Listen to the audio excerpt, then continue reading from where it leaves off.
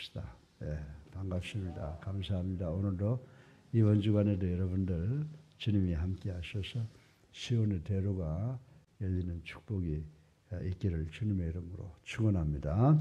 예, 멀리서 기도하러 오시고 또 멀리서 새벽기도에 참여하려면 차를 몇 번씩이나 갈아타야 될 텐데 여러 가지로 참 감사하고 이제 우리 교회가 마지막 때를 책임져가는 교회로 성장 발전할 줄로 믿습니다. 네. 이 이사야서 여러분들이 잘 아시지만 이사야, 아이제이야라고 하는 말의 의미가 뭐냐면 God is Savior, 여호와 하나님은 구원자시다라고 하는 그런 의미가 바로 이사야라고 하는 이름입니다. 그리고 이 이사야서가 쓰여진 연대를 보게 되면 BC 700년대예요. 740년부터 681년. 그리고 이 기간에 이사야 선지자의 활동 시대였는데 이때가 유대 나라가 참 어려웠을 때예요. 전부 다 유다 민족들이 극도로 이방신 우상을 섬기고 유다 땅에는 우상이 아주 창궐한 그런 때였습니다. 그래서 이사야 선지자가 이스라엘 백성들을 향해서 죄악에 대한 하나님의 심판이 분명히 있다. 그러니까 돌아와라 라고 하는 그런 말씀을 하고 그 말씀이 기록되어 있는 것이 바로 이사야서라고 말씀을 드릴 수가 있습니다. 그래서 이사야가 하는 말이 뭐냐면 하나님께서 인간 역사를 주관하시고 또 하나님은 꼭 하신 약속에 대해서 신실하신 분이시다. 그리고 이제 우상에서 죄악에서 돌아와라 라고 하는 그런 말씀을 하는데 하도 말 안 들으니까 뭐라고 말씀하고 있어요. 본문 시작하는 서두에 보면 어찌하여 매를 더 맞으려고 하느냐. 안타까운 마음으로 말씀하시는 이 말씀 우리에게 주시는 말씀이라고 생각하고 오늘 아침에 우리 모두가 다 이 말씀 붙잡고 은혜 받는 시간 되기를 주님의 이름으로 간절히 축원합니다. 저는 오늘 어젯밤에 이제 3시쯤 가가지고 한 8시쯤 돼서 제가 타이핑을 다 끝냈어요. 그러니까 하니까 이제 나이도 들어서 그런지 모르지만 컴퓨터 글자가 안 보이더라고. 보여서 마지막으로 어디 보낼 건데 우리 방희주 목사님한테 보내서 철자법이나 좀 고쳐달라고 그렇게 해서 보내놓고 이제 제가 가만히 앉아서 생각을 하니까 제가 이렇게 앉으면 우리 집사람이 우리 아버지 어머니 사진이 이렇게 벽에 붙여놨어요. 그래서 그거 보고 갑자기 항상 어머니 생각은 나는데 그 어머니가 생각이 나더라고요. 5, 6살 때 저는 생생하게 기억이 나요. 제가 좀 번잡하잖아요. 아들이라도. 그러니까 꼭 우리 어머니가 회차리를 막 때릴 때가 있어.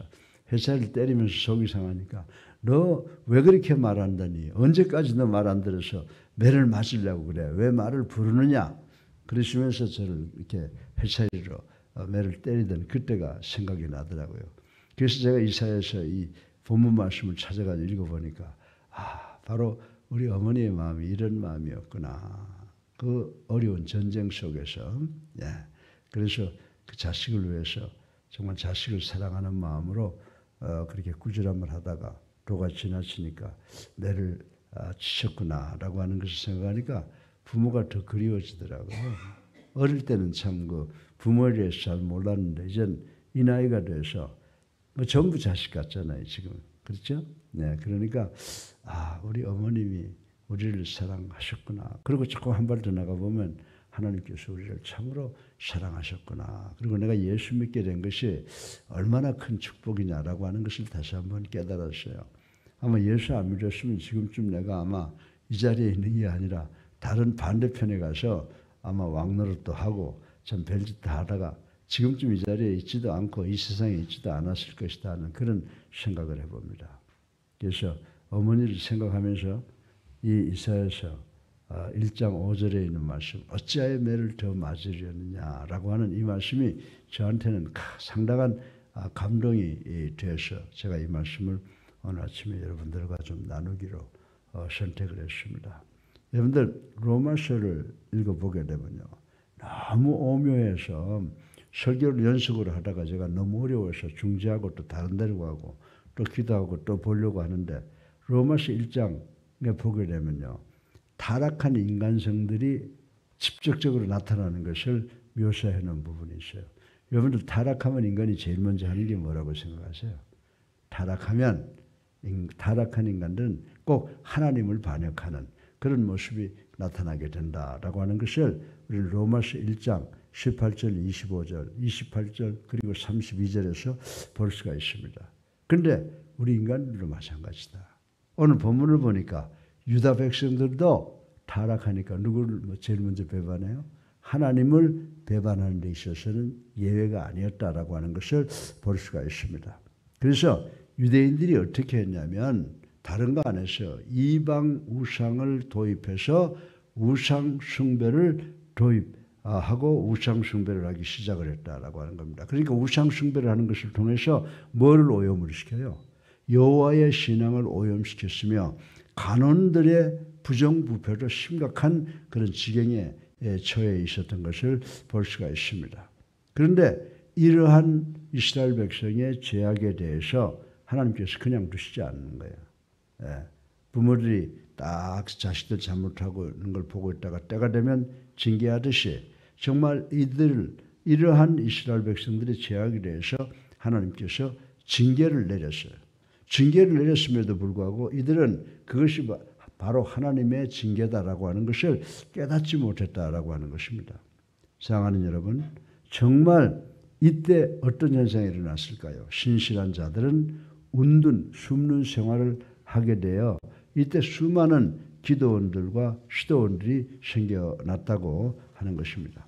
하나님께서 중세 교회에 대해서 세속 권력을 통해 경고를 발하였으나 전혀 회개하지 않았으며 오히려 의식적이고 형식적인 예배가 만연해서 중세시대 때만큼 시도원이 많이 생겼던 적이 없다라고 하는 것입니다. 이제 우리는 이사야 당시 유대 백성들이나 또 중세 교회의 모습을 21세기를 살아가는 우리들 그리고 21세기의 한국교회와 비교해 봄으로써 한국 성도들이 어려운 시기를 어떻게 살아가야 될 것인가에 대한 교훈을 간단하게 잠깐 생각해 보고자 합니다. 오늘 이 짧은 말씀을 통해서 세 가지로 제가 여러분들에게 나누어 말씀을 드리겠습니다. 이사야 당시의 백성들과 그리고 중세기 이 교회의 모습, 상처 입었다 이렇게 많이 나오잖아요. 그러면 이 유다 백성들과 중세기 교회의 모습이 어떤 모습이냐?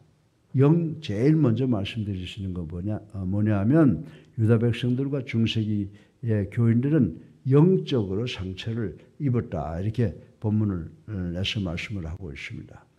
이사야 시대의 유대 백성 이방 종교에 의해서 부패됐으니까 그것이 영적인 상처가 되고요. 중세 교회의 부패는 성직자들에 의해서 시작이 되었다라고 하는 것을 우리가 중세 시대의 역사를 보면 금방 알 수가 있어요.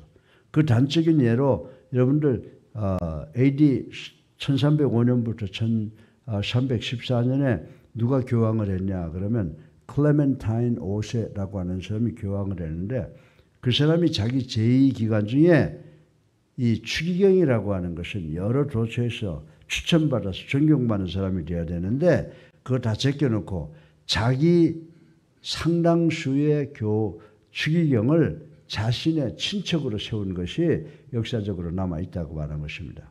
이때부터 성직자 중에 족벌주의가 성행했으며 종교개혁 당시까지 그 작태가 계속되었다고 하는 기록이 남아있습니다. 사랑하는 여러분, 성직자는 어떻게 해요? 하나님이 부르심을 입어야 되는 줄로 믿으시기 바랍니다. 여러분들 사실은요, 성직자, 내가 성직자가 되겠습니다 라고 하는 것보다는 하나님이 꼭 집어서 데리고 온다는 겁니다. 제가 아들 하나 있잖아요. 그래서 평생을 우리 집사람하고 너 목회 좀 하면 어떠냐 그랬더니 하는 소리가 저한테 목사 되라고 그러지 마세요. 하나님의 부르심이 저한테는 없어요. 그래요. 그래서 제일 처음에는 괘씸한 생각이 드는데 지금 생각하니까 그게 옳은 생각이다 라는 그런 생각을 갖게 됩니다. 그래서 성직자는 하나님께서 부르셔서 사용하신다는 기본적인 사실을 이 클레멘타인 교황은 무시해버렸다는 것입니다. 그래서 중세교회는 족벌주의 교회와 성직자들의 성 문제라든지 물질 문제라든지 권력 문제라든지 이런 걸 통해서 교회가 부패를 가속화시켜서 결국은 마틴 루터 같은 사람에 의해서 개혁이 일어나게 되는 것을 볼 수가 있습니다. 그런데 이런 것이 인간의 뜻과 인간의 행위를 통해 생겨난 거라고 했지만은 하나님의 섭리 속에 다 들어가 있는 거라고 저는 믿습니다. 그러다 보니까 성직자들은 자연적으로 세속 권력의 놀이개가 되어버리고 말았다라고 하는 것입니다. 이렇듯 수치스러운 상태로 빠져 있음에도 불구하고 교권주의자들은 회개하기는커녕 더욱더 부패해져가고 있었다고 하는 것입니다. 중세교회는 이사야 당시 유대 백성들처럼 발바닥에서 머리까지 성한 곳이 없었다고 성경은 이야기를 해주고 있습니다. 그런데 우리는 어떻습니까? 우리가 정말 이런 짧은 시간에 나라를 이렇게 발전시킬 수 있는 축복을 하나님이 주셨는데, 그렇던 대한민국이 지금 교회가 가장 지금 부정해지고 부패해져 가고 있다고 하는 것입니다. 그런데 현대 한국교회는 외형상은 아주 상상하지 못할 정도로 비대해졌다고 하는 것을 부인할 수 있는 사람이 아무도 없습니다. 그 비대한 모습과는 반대로 우리 교회는 어떻습니까? 부패된 사회에 방부제 역할을 거의 하지 못하고 있다는 사실을 부인할 수 있는 사람은 별로 없을 것입니다. 목회자들 중에 전심으로 국가 민족을 위해서, 우리 백성들을 위해서, 성도를 위해서 염려하기보다는 명예와 어떤 권력을 얻기 위해서 최선을 다하죠. 요즘에 보게 되면 국가 조찬 기도회 하는데 거기에 그냥 돈을 몇 억씩 도네이션 해야지 설교도 할 수 있고 참석할 수 있습니다. 그래서 그냥 이 세상 일을 하는 것을 명예로 생각해서 권력의 신여 노릇을 하는 그런 목사들 많이 있잖아요. 그래서 우리 그리스도의 교회에서도 이단은 안 된다고 했는데, 이단은 2년 전부터 치료해 두었는데 그걸 아무도 모르게 은근슬쩍 불러가지고 나는 괜찮지만 대중이 좋아하면 할 수 없습니다. 그렇게 해서 지금 다른 교회에서는 이단으로 지금 척결을 하고 있음에도 불구하고 우린 다시 그거를 풀려고 하는 시도가 눈에 보이는 것을 저는 한탄을 하고 있는 것입니다. 그리고 총회장이 뭐예요? 총회장은 의무밖에 없어요. 내가 3년 동안 총회장 하면서 우리 교회가 희생한 거 말로 다 알 수가 없어요. 근데 지금 총회장 되기 위해서 막 돈을 뿌리고 사전 선거하고 사람들을 끌어오고 여기저기서 돈 끌어다가 하는 모습을 제 주변에서도 보고 있지 않습니까? 신학교들이 썩을 대로 썩어서 목회자들을 길러내는 신학교가 지금 여러분들 뭘 가르쳐요? 종교다원론을 가르치게 되고, 그리고 동성연애를 받아들이게 되고, 정말 세속적인 방향으로 지금 흘러가고 있고, 또 그런 사람들을 목회자로 훈련시키고 있는 것이 신학교라고 하는 것에 대해서 부인할 수가 없다라고 하는 것입니다. 목회자들의 도덕성이나 영성이 타락되면 목회자들의 가르침을 받는 성도에 대해서는 두말할 것도 없다고 저는 한탄을 하는 것입니다. 사랑하는 성도 여러분, 우리 한국교회가 영적인 상처가 깊어졌음에도 교회가 회개운동을 전개하지 않는다면 유다 백성들처럼 이방인들에게 큰 수치를 당할 겁니다. 지금 이 말씀에 등장하는 유다인들은 그 주변에 사는 그 이방 사람들의 종교를 가져다가 그것을 유대교에다 혼합을 시켜서 완전히 사교를 만들어버리고, 그리고 이방인들에게 수치를 당하는 모습을 지금 이사야가 꾸지람을 하고 있는 것입니다. 그리고 중세교회도 어떻게 됩니까? 중세교회도 인위적인 것, 권력, 세속에 빠져들어가다 결국은 마틴 루터 같은 훌륭한 그리고 하나님의 종에 의해서 개혁을 당한 것을 우리는 알고 얼마나 더 맞아야 되겠느냐라고 하는 이 말씀이 우리에게 주시는 말씀이구나라고 생각하시고 다시 한번 우리가 성경으로 돌아가야 되겠다라고 하는 것을 다짐하는 이 시간 되기를 주님의 이름으로 축원합니다. 둘째로 유다 백성들과 중세교회는 첫째로 어떤 상처를 입었다고 제가 말씀드렸어요. 영적으로 상처를 받았다라고 말씀을 드렸는데, 두 번째로 다시 하나님의 말씀을 보니까 육신적인 상처가 깊었다라고 생각을 할 수가 있습니다. 사랑하는 성도 여러분, 하나님의 징계를 받으면 어떤 현상이 우리들에게 일어날 것 같아요? 하나님의 징계를 받게 되면 우리 인간들의 삶 자체가 황폐해져 간다는 것을 우리는 알아야 되는 줄로 믿으시기 바랍니다. 제일 처음에 말할 수 있는 것이 뭐냐면 가정이 갑자기 문제가 생깁니까? 바로 그것이 하나님의 징계를 받게 되면 가정이 황폐해져서 가정의 평화가 사라져 화목이 깨어진다라고 하는 것을 우리는 알아야 되는 줄로 믿으시기 바랍니다. 어제 정말 오랜만에 오늘 홍 집사님이 저하고 앉아서 이야기를 하면서 목사님 감사합니다. 그래 왜? 그랬더니 목사님 기도로 우리 아이들이 첫째 잘 되고 가정이 화목합니다. 그래서 얼마나 감사한지 몰라요. 정말 감사하죠. 우리 가정이 여호와를 경외하고 여호와의 도를 지키는 것을 통해서 하나님의 손길이 늘 함께 하셔서 가정이 물질적으로 부유한 삶을 못 산다고 하더라도 이 세상을 편안하게 살아가면서 행복하고 복된 삶을 살아갈 수 있다고 하는 것 큰 축복인데 이게 바로 하나님의 축복인 줄로 믿으시기 바랍니다. 게다가 경제적인 어려움 또는 실직 그리고 나라 안에는 여러 가지 크고 작은 사고 등으로 인해서 그것들이 가정의 우환을 겹치게 하는 요인이 된다라고 하는 것입니다. 성도들의 가정에 이런 조짐이 나타나기 시작하면 우리가 어떻게 해야 돼요? 제일 먼저 다른 데서 문제를 해결할 방법을 찾는 것이 아니라 나 개인과 우리 가정의 신앙을 재점검해 보아야 한다라고 하는 것입니다.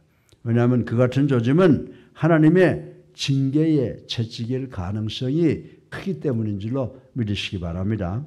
중세 교회의 부패가 시작했던 극심했던 시기가 1437년에 발생하여 지중해 연안을 비롯해서 북부 유럽까지 3년 동안 휩쓸었던 병 여러분 아시죠? 흑사병이라고 하는 것. 유럽 전체 인구의 3분의 1이 사망했다고 하는 기록이 있습니다. 이 엄청난 재앙이 여러분들 우연히 발생했다고 생각하면 역사의 주관자이신 하나님을 무시하는 것이라고 저는 분명히 말씀을 드릴 수가 있습니다. 그 재앙은 분명히 당시 타락한 교회에 대한 하나님의 경고였다라고 하는 사실을 우리는 알아야 된다라고 하는 것입니다. 여러분들 구약 성경에도 이와 유사한 예가 있습니다. 다윗 당시에 하나님께서 이스라엘 백성들을 징계하기 위해서 어떻게 하셨죠?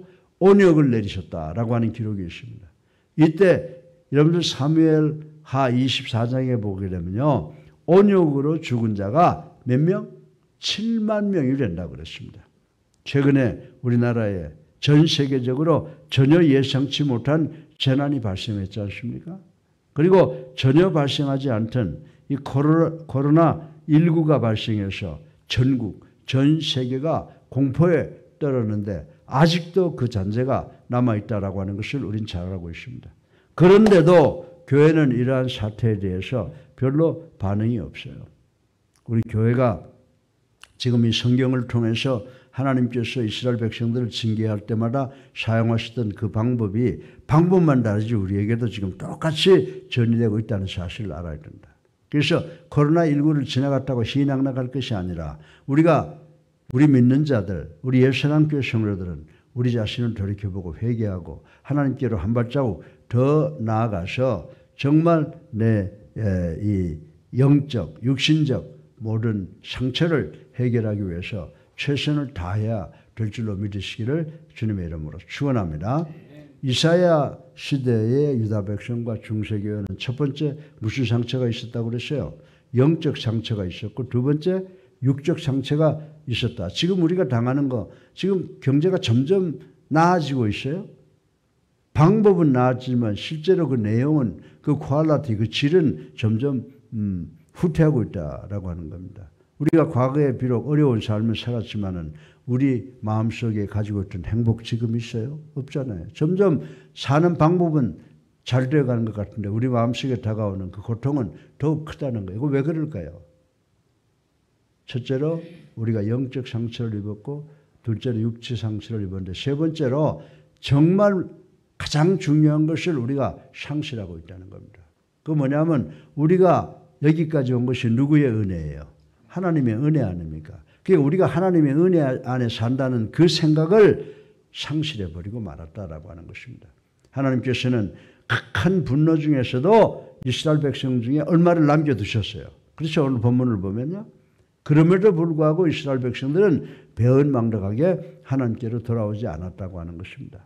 일반적으로 유대인들은 재앙을 당한 사함을 죄인으로 당하지 않은 사람, 의인으로 생각을 했어요. 하나님께서 몇 명을 조금 남겨두는데 의인이라서 남겨둔 게 아니에요. 하나님께서 그냥 그들 전속을 위해서 남겨두신 것이라고 오늘 본문에 이야기를 하고 있습니다. 그러니 하나님께서 국률로 남겨두신 자들은 자신들이 의인이기 때문에 살아남은 것이 아니에요. 하나님의 은혜로 살아남게 된 줄로 믿으시기 바랍니다. 근데 그들은 나는 의인이라서 구원받았나 보다 이렇게 생각하고 자신들의 죄를 돌이켜보지도 못하고 자신들의 죄를 회개할 생각조차도 하지 않았다라고 하는 것입니다. 잘못된 신앙관을 소유하고 있었기에 이사야 선지자들의 간곡한 말, 죄악에서 돌아서라라고 하는 권면의 말도 듣지 않았던 것입니다. 사랑하는 성도 여러분, 한국교회는 어떻습니까? 한국교회는 양적인 팽창이 한국교회를 정당화시켜 주는 것으로 생각해서는 안 됩니다. 여러분들 큰 교회라고 해서 축복 더 받고 용서 더 많이 받는 게 아니에요.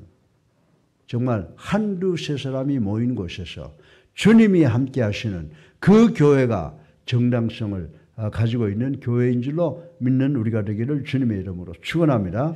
잘못된 신앙과는 하나님의 뜻을 깨닫지 못하게 하는 장벽이 있다는 것을 우리는 알아야 됩니다. 성도는 자신의 신앙관이 절대적인 것으로 생각하지 말고 자신에게 있어서 무엇이 잘못되었는가를 항상 살펴보고 고치는 훈련을 쌓아야 되는 줄로 믿으시기 바랍니다. 매일 한번 좀 생각해 보세요. 내가 잘못한 게 뭔가. 저는요, 매일 기도하면서 제가 잘못한 게 근본이 하나 있어요. 너무 잘해야 된다고 그러고 그냥 교육적으로 나오니까 이거 하지 마라 저거 하지 마라 그렇게 살아온 것이 내가 잘못된 거라고. 그래서 제가 지금 기도하는 제목이 뭐냐면 하나님 저로 하여금 온유한 주님의 성격을 담게 해주세요. 주님의 온유만 담으면 전 세계에서 제일 가는 성자가 될 수 있다고 자신하거든요. 그래서 막 속이 상하도 아니지 내가 온유를 기도하는데 좀 잘못하는 것도 잘 받아들여야지. 그렇게 하고 매일매일 내 자신을 돌이켜보고 있어요. 그 연습 대상이 누군지 아세요? 우리 집사람이에요. 제가 하도 젊었을 때 못 느껴놓으라니까 지금은 제가 그저 보면 모든 게 다 이쁘다 그래 그러고 하려고 무지하게 애를 쓰고 있는데 모르겠어요. 본인은 그걸 깨닫는지 모르지만은. 사랑하는 성도 여러분, 정말 내가 하나님과의 어떤 관계를 갖고 있느냐. 그래서 하나님을 닮으려 예수님을 닮으려고 노력해야 돼요. 특별히 목사들 목사 사모들 조심해야 돼요. 교회요 잘 될 것 같아요. 목사 사모 장로, 부인들, 권사들, 집사들 다 내 자신을 돌이켜보고 주님 닮으려고 하는 그 노력이 없으면요. 교회가 절대로 부흥이 안 됩니다. 우리가 모두가 다 주님 닮으려고 애쓰는 온유를 닮으려고 애쓰는 그런 우리 성도들이 되어야 될 줄로 믿으시기 바랍니다. 그래서 오늘 하나님이 주신 이 말씀을 유다 백성에게 주신 말씀이 아니라 우리에게 주신 말씀이라고 생각을 해야 돼요. 사랑하는 성도 여러분, 지금 하나님께서 여러분과 나 우리를 향해서 어찌하여 매를 더 맞으려고 더욱 패역하느냐라고 하는 말씀 듣기세요? 저는 듣겨요. 눈 뜨고 기도할 때마다 눈 감을 때마다 하나님 저의 이 잘못된 성품 좀 고쳐주시고 온유한 사람이 되게 해달라고 간절히 기도하고 있습니다. 이 시대는 성도 개인과 교회 전체의 회개 운동을 요청하고 있는 줄로 믿으시기 바랍니다. 진정한 회개 운동만이 우리 가정이 살고 우리 사회가 살고 우리 한국이 사는 겁니다. 그리고 또 전 세계가 사는 길이라고 저는 말씀을 드리고 싶은 것입니다. 더 이상 고칠 수 없는 중병이 되기 전에 고치지 않는다면 앞으로 우리 한국, 우리 사회, 우리 교회 그리고 대한민국 그리고 전 세계 교회, 우주 교회는 희망이 없다라고 하는 것입니다. 그래서 뭐라고 성경에서 이야기했어요? 예수 그리스도를 맞이하고 천국 들어갈 사람들은 아주 소수예요. 7,000명이 남아있다 그랬어요. 그러니까 이 예수 그리스도의 재림을 맞이하고 우리가 천국 들어갈 사람의 숫자가 이만큼 적어진다는 거예요. 지금 말세를 우리가 우리 사회 현상을 보고 느낄 수가 있게 된다라고 하는 것입니다. 우리 자신들의 불의에도 불구하고 참으시는 하나님의 사랑을 깨닫고 니느웨 성과 같이 온 교회가, 온 나라가 함께 회개하는 역사가 일어나야 되는 줄로 믿으시기 바랍니다. 이렇게 될 때 한국교회와 대한민국 그리고 전 세계는 무슨 칭찬을 들을 수 있을까요? 내가 의의 성읍이라 신실한 거울이다 라고 하는 칭찬을 받게 되는 줄로 믿으시기 바랍니다. 우리 모두가 소돔과 고모라와 같이 되기 전에 우리 모두 하나님께 돌아가서 참신앙을 회복하고 내가 의의 성읍이라 신실한 거울이다 라고 하는 칭찬받는 우리 예수사랑교회가 되기를 주님의 이름으로 축원합니다. 예, 이사야 시대의 교회 그리고 중세교회가 하나님한테 어찌하여 매를 더 맞으려고 그러느냐라고 했는데 뭐 때문에 그랬어요? 그들의 영적 상처가 깊었고 육체적 상처가 깊었고 하나님의 은혜를 깨닫지 못했기 때문인 줄로 믿으시기 바랍니다. 그래서 우리도 정말 우리의 상처 입은 영적 상처, 그 육적 상처를 치료하고 우리가 이렇게 사는 것도 하나님의 은혜라고 감사하고 하나님께로 돌아오는 우리 모두가 되시기를 주님의 이름으로 축원합니다. 살아계셔서 우리의 삶을 주관하시는 만복의 근원이 되신 아버지 하나님, 이사야 시대에 그 유대민족들과 중세교회가 참으로 하나님의 마음을 아프게 했습니다. 하나님께서 어찌하여 매를 더 맞으려고 하느냐라고 야단치실 때의 상태는 영적, 육적 상처가 깊었고 하나님의 은혜를 깨닫지 못했습니다. 아버지 하나님, 우리도 이제 잘못되어 가고 있는 우리 영적, 육적 상태가 하나님께로 돌아오게 하여 주시옵시고 하나님의 은혜를 깨닫고 어렵고 힘들더라도 승리하는 삶을 사는 저희들 될 수 있도록 축복하여 주시옵소서. 예수 그리스도 이름으로 감사하며 기도드렸사옵나이다. 아멘. 할렐루야. 우리 앞뒤에 불보시고 주님의 사랑으로 감사합니다. 사랑합니다. 인사하세요. 사랑합니다. 사랑합니다. 이제 우리 다 같이 252장 찬송 한 장 부르시고 기도하는 시간 갖겠습니다.